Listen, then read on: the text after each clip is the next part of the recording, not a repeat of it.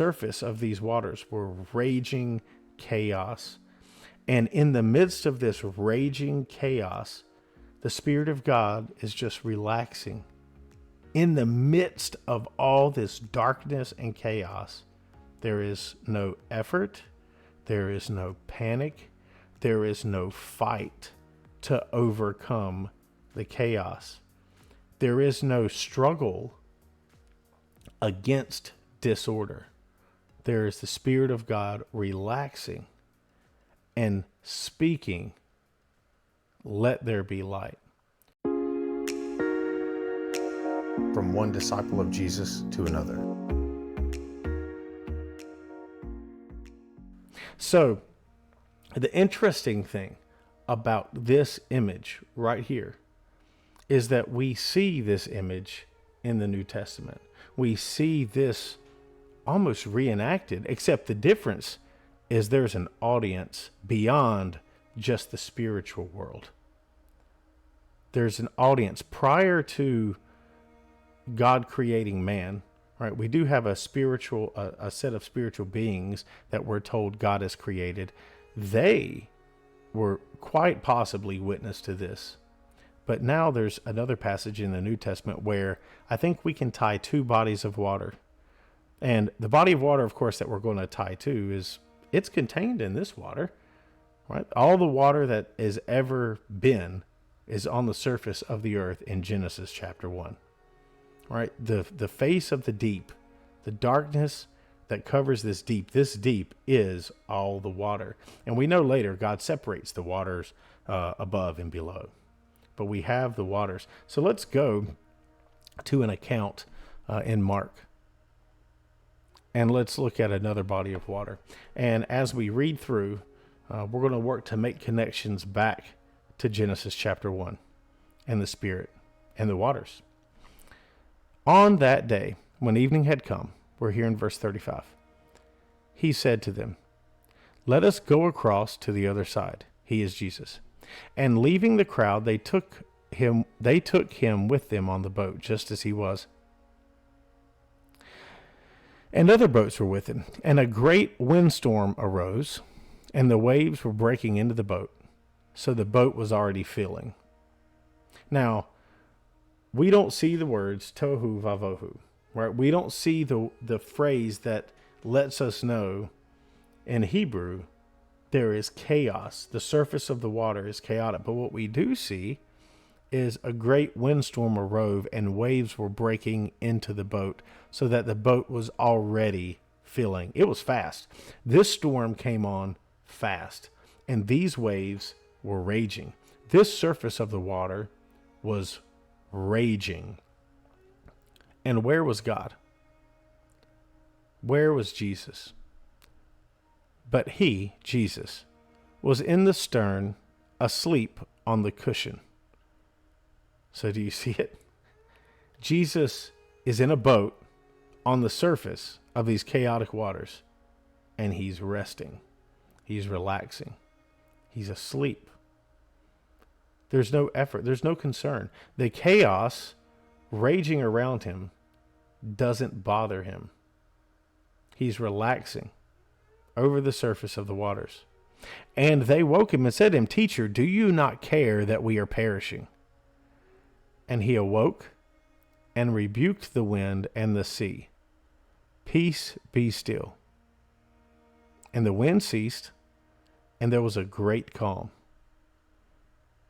And he said to them, "Why are you so afraid? Have you no faith?" So when Jesus awoke, all he did was speak. He didn't tell them to batten down the hatches. He didn't tell them to cut any of the safety lifeboats. He didn't tell them to start bailing, right? He didn't do anything that caused any more effort than to simply speak to the wind and the waves. This raging chaos, he speaks into chaos. Peace, be still. All right, in our language, 3 words. Peace, be still. And peace. Over in Genesis, God speaks and says, "Let there be light." And what happened? light. Right? It happened. It came to pass. Effortlessly at his words, it came to pass. And they were filled with great fear, verse 4, and said to one another, who then is this that even the wind and the sea obey him? Who is this that even chaos listens?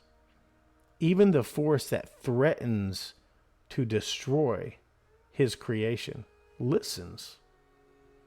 Even that chaos from Genesis 1, the earth was Tohu Vohu, and the Spirit was just there, hovering.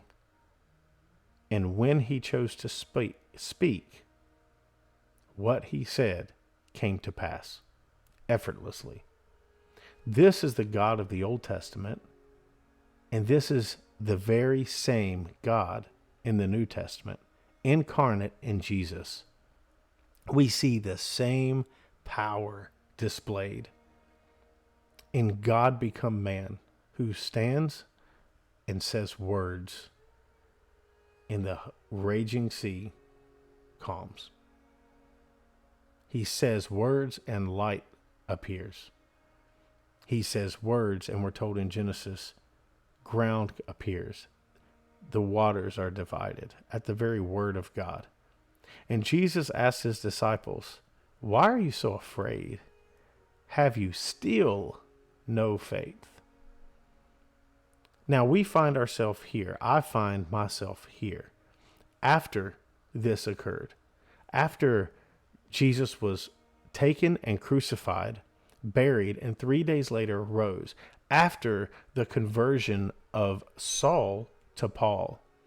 After his missionary journeys. After all the miracles that we're told about. After all of the church history that has happened.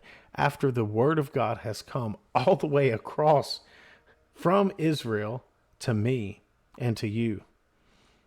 And things happen to us, not even as dangerous sometimes as being in a little boat in the midst of raging waters, and definitely nothing like being surrounded by total darkness in a sphere full of deep, raging, chaotic waters. And we get afraid. And yes, it's human to be anxious, fallen human, but in our state, it's human to be anxious. But God, through his word, asks us, have you still no faith? The God who hovers in the midst of chaos is relaxed and hovering. He is present, and there is no concern. And there should be no concern for his children, because he has us. The God who speaks into chaos and creates order. The God who speaks into danger and chaos and creates peace. So when things happen, remember, I pray that we remember, God is with us. And if, as Paul says, if God be for us, who can be against us? Who really can be against us? The God who created all things, the God who spoke light into existence from the midst of raging chaos, the God who calmed a storm with his voice. He is for us. Can anyone be against us?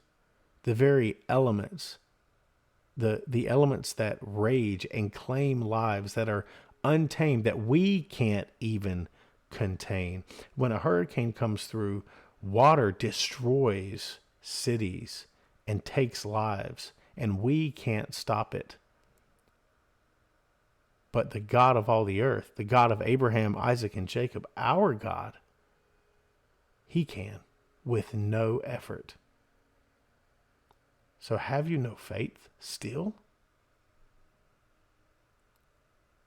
May that encourage you. May it cause you to seek the Lord. Ask the Spirit to grant more faith. Ask the Spirit that as things happen, as these storms, whether literal storms or metaphorical storms, as they come into your life, run to God. The disciples did run to Jesus. Run to Jesus. Trust him. Rest in him, knowing that he's not worried and he rests. He is the God of order, but chaos obeys him. Trust him. Tohu, Vohu. God bless.